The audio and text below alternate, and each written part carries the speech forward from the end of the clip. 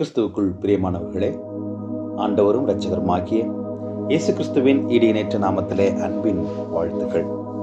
இந்த நாளிலும் கூட நாம் தியானிக்கும்படியாய் எடுத்துக்கொள்ளப்பட்ட வேத பகுதி பரிசுத்த மத்தேயு 7ஆம் அதிகாரம் 13-14 வசனங்கள். விசாலமான வாசல். எனக்கு அன்பானவர்களே, நாம் வாழ்ந்து கொண்டிருக்கிற இந்த துரிதமான உலகத்தில் உணவுப் பொருளாக இருக்கட்டும், நாம் செலவிடுகின்ற நேரமாக இருக்கட்டும், பணமாக இருக்கட்டும், இவைகளிலே நாம் அதிக முக்கியத்துவம் கொடுப்பது எதற்கு என்றால், நமக்கு கேடு விளைவிக்கக்கூடிய, அதிகமாக நம் கண்களுக்கு விருந்தளிக்கின்ற உணவுப் பொருள்களும், கடவுளுக்கு பிரியமில்லாத பொழுதுபோக்கு நிகழ்ச்சிகளும், வீணான பண விரயம் போன்றவைகளுமே ஆகும்.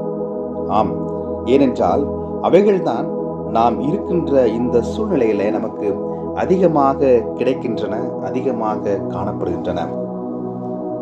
நல்ல ஆரோக்கியமான இயற்கை உணவுகளோ, கடவுளை தொழுது கொள்ளக்கூடிய தேவாலயங்களோ, கல்விக்கூடங்களோ மிகவும் குறைந்த அளவே காணப்படுகின்றன.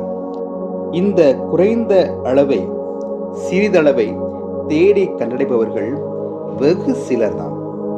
யதார்த்தமாக, இலகுவாக, தாராளமாக, நமக்கு விசாலமாக கிடைக்கக்கூடியவை நம்முடைய கேட்டிற்கும், பொல்லாத காரியங்களுக்கும், ஆஸ்வாத குறைச்சலுக்கும் அழைத்து சென்றாலும் கூட அதனை தேடி செல்கின்ற கூட்டம்தான் இன்று அநேகம். எனக்கு பிரியமானவர்களே, கடவுளுக்கு பிரியமான பாதை, ஆண்டவர் விரும்புகின்ற காரியங்கள், ஆண்டவருக்கு அவருடைய உள்ளத்தை சந்தோஷப்படுத்துகின்ற காரியங்களை நாம் சென்றடைகிற வழி எப்பொழுதும் குறுகிய வழியாகத்தான் இருக்கும். அந்த குறுகிய வழியை கண்டடைய நாம் அழைக்கப்படுகிறோம். நமக்கு இலகுவாக, நாம் எளிதில் சென்றடையக்கூடிய ஒன்றாக இருக்கிறது என்று சொன்னால், அவைகளை நாம் நிதானமாக ஆராய்ந்து பார்க்க அழைக்கப்படுகிறோம். அவைகள் நம்மை எதற்கு நேராக அழைத்து செல்கின்றன? உடல் நலத்திற்கும், ஆவிக்குரிய வளர்ச்சிக்கும், கடவுளை பிரியப்படுத்துவதற்கும் தேவையான அதற்கு ஏற்ற வழிகள் மிகவும் சிறிய வழிகள்தான். ஆனால் அதனை நாம் தேடி அந்த வழியிலே சென்று நன்மைகளை பெற்றுக்கொள்ள நம்மை நாம் ஆயத்தம் செய்ய வேண்டும். கடவுளிடத்துல நாம் அந்த வழியை காட்டுமாறு, அந்த சிறிய வழியாக இருந்தாலும் கூட அந்த சரியான வழியை, வாசலை காட்டுமாறு நாம் கடவுளிடத்திலே வேண்டிக் கொள்கிற பொழுது அவர் நமக்கு அந்த வழியை காட்டுவார்.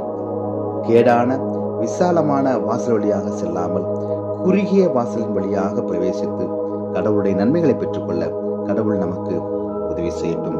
ஆண்டவர் நோக்கி நாம் பிரார்த்தனை செய்வோம். கிருபையும் இரக்கமும் நிறைந்த எங்கள் அன்பின் கடவுளே, இந்த புதிய நாளுக்காய் நாங்கள் நன்றி செலுத்துகிறோம்.